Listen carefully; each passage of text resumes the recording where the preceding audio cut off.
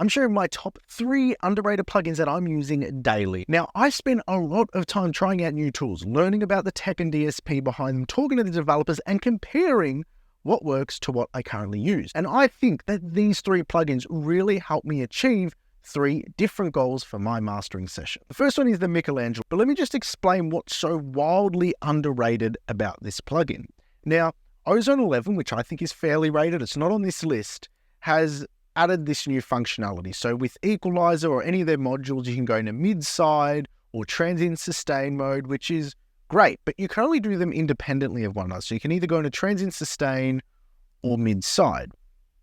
Whereas here, you can manipulate the transient and body of either the mid or side.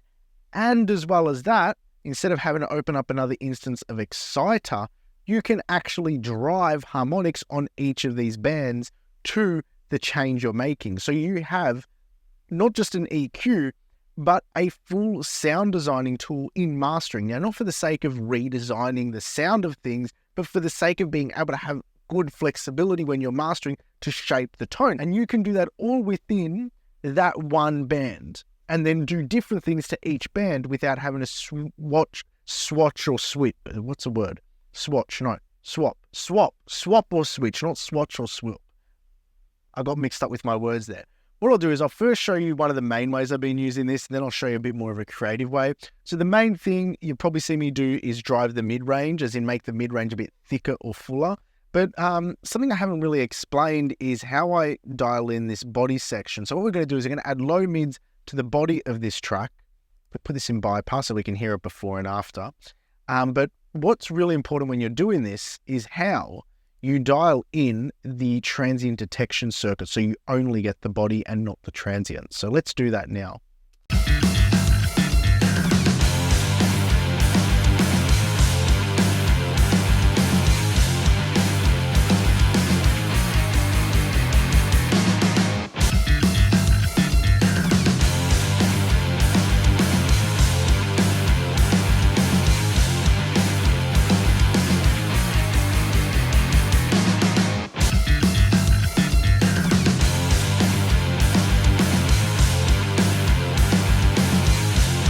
So basically what I tend to do is first bring the sensitivity very far down, so not much is being considered transient, and then bring it up just until I see that light flickering.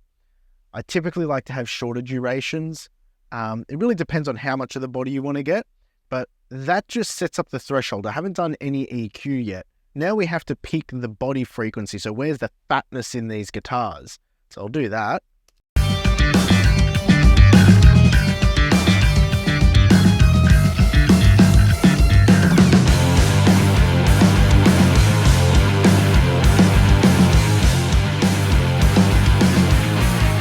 Okay, so around there's a good, heavy energy from the guitars. So what we're going to do is we're going to dial the EQ back up, but just probably a little bit too far. Probably a little bit too far, because then what I want to do is I want to control it and compress it back down. So let's do that.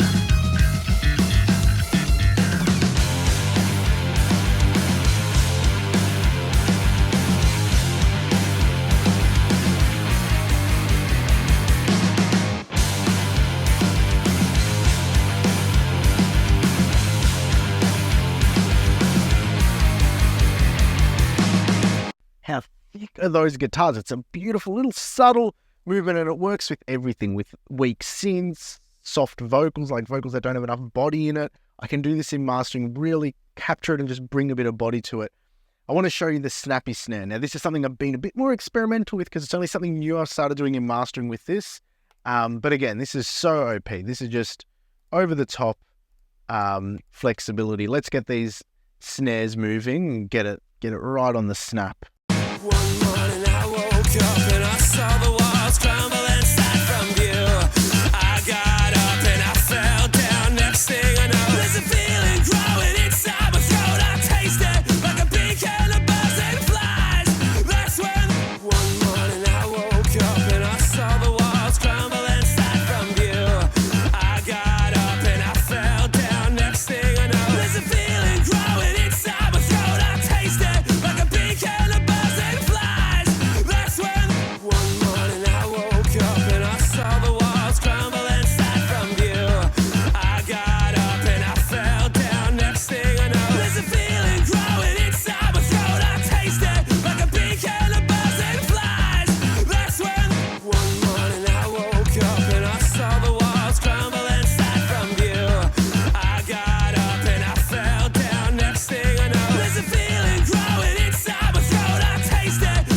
So what I did there is focus on the transient part of it, but instead of moving the EQ like 1 or 2 whole notches, I just did a little bit of a notch, but then use this dynamic EQ section to actually expand the range whenever that transient section was getting triggered. So what would happen is the transient section would trigger, it'd apply the EQ, but then it would expand that EQ change and drive it slightly so the snare comes out more. And take a listen to this before and after.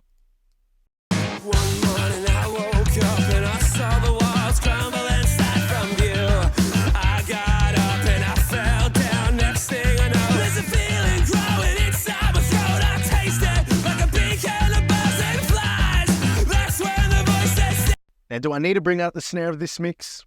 Probably not, because the snare's actually in a really good pocket, but I can manipulate little elements like this in really creative, and it has a really great tone. It doesn't sound digitally. It has quite a nice harmonic curve to it. I enjoy this. This is completely underrated. Absolutely. Now on to the next one. Now, the next one, I know I said I use these daily. This one I have used consistently for the past 4 days since I bought it. Well, I didn't buy it. I got the trial and I bought it today, but I've been using it to great effect in mastering and mixing and the whole lot, and that is TDR's Infrasonic.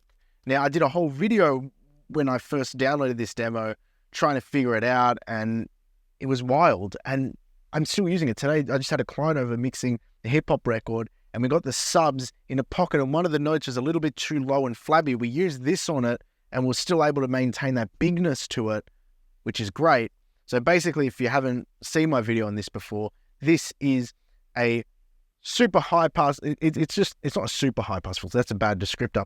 It's a high pass filter, but with a lot of bells and whistles to compensate for some of that energy loss, like a dynamic bump, second, third order harmonics, or the feed-in signal, it will actually generate sub-harmonics from 1 octave below the fundamental, which is like wild, because you can start to bring in these sub-frequencies that you might be getting rid of the flab of some of the signal, but then you can reincorporate some juice down there that wasn't originally there before, which is really nice.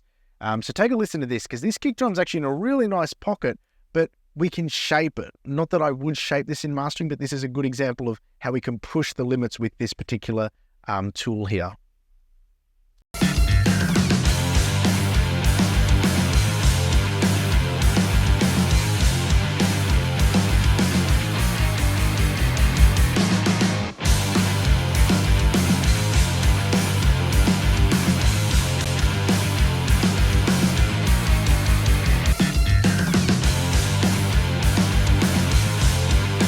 So yes, I'm using it daily. For the 4 days, I've had to use it every day, which is pretty typical, but I can see this being a staple, especially for electronic tracks, techno tracks, where the low end of the kick, people can't hear the sample on their system, so they mix it, and then there's this huge tail, which is completely out of time. I can really imagine tightening it up using this tool. And now my third best underrated tool, and this is Leapwing D1. I use this almost daily, and I've been using it for a few years now.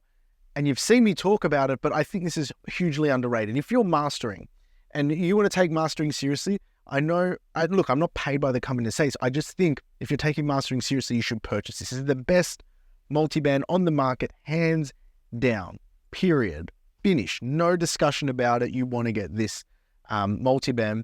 How I use it is typically always the same. Like I'm a bit of a one-trick pony with this. The tonalization strong setting, -20, upward compression, and then I can change the balance of bringing out some of the low-level information from each of these bands in whatever way I see fit. So I'll mess around with this, and what we'll try and aim to do, not that this is showing respect to the song, but we'll try and make a very, let's say, pop-punky, bright, upper mid, punchy low, not too big sort of pop-punky record, which is a bit more energetic than what this style of record is.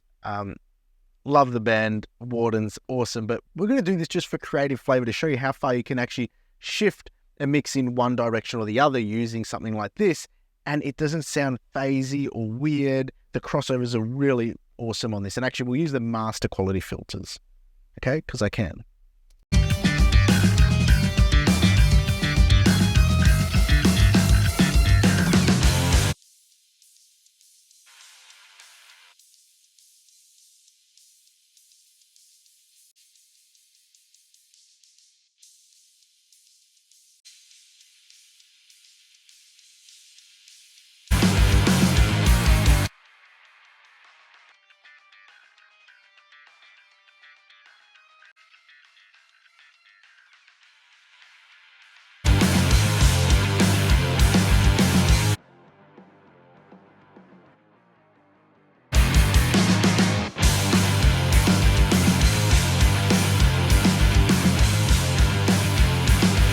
right, so take a listen to this before and after. You can hear the tonal change, but it still feels natural and keeps the integrity of the dynamics and the harmonics of the original mix. So take a listen to this before and after.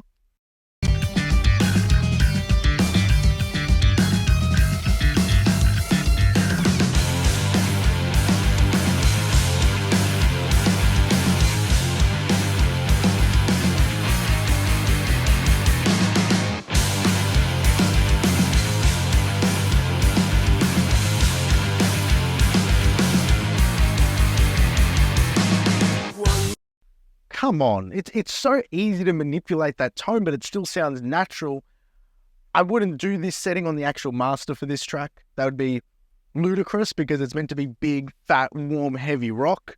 But it's cool to know if I get a mix that's too warm, I can manipulate it and bring the low-level energy up as some of the air, some of the upper mids, where that focus is on other styles of tracks. So anyway, those are my top 3 most underrated mastering plugins. I hope you enjoyed this, and until next time, take care.